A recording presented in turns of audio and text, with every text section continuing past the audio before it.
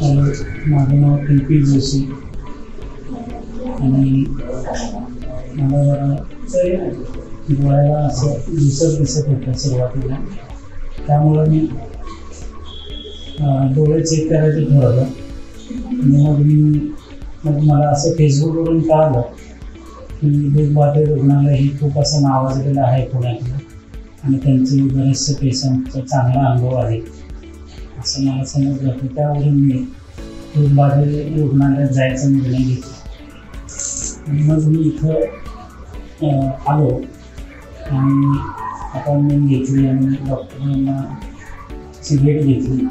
मग माझे इथून 2-3 तपासण्या झाल्या आणि त्यानंतर मला मोतीबिंदू आहे असं निदान झालं, डॉक्टरनी केलं दूधबाटे डॉक्टर झाले.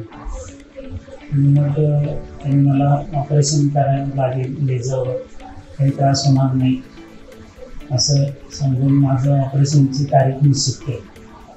आणि साधारण माझ्या दोन्ही डोळ्यामध्ये मोतीबिंदू असल्यामुळे त्यांनी मला सुरुवातीला लॅबोरेटरीमध्ये काही टेस्ट सांगितल्या त्या मी केल्या.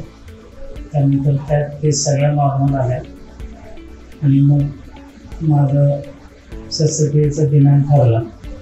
त्याप्रमाणे मी इथं शस्त्रक्रियेसाठी सकाळीच हजर झालो. त्यावेळी सर्व स्टाफ व्यवस्थित हजर होता आणि मला जी वेळ दिली होती त्या वेळेमध्येच ऑपरेशन माझं पार पडलं.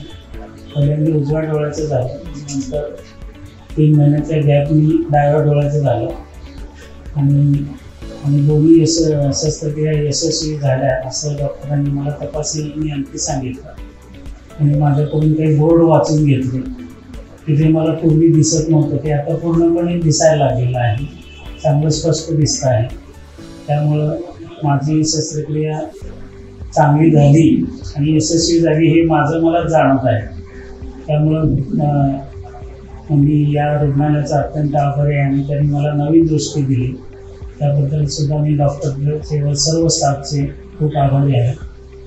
आणि इथला स्टाफही सर्व कोऑपरेटिव्ह आहे, सगळेजण वेळेत येतात, व्यवस्थित मला ट्रीटमेंट मिळाली आणि असं कुठलंही टेन्शन असं आलं नाही ऑपरेशनमधून आणि अगदी सहजरित्या माझं ऑपरेशन पार पाडलेलं आहे.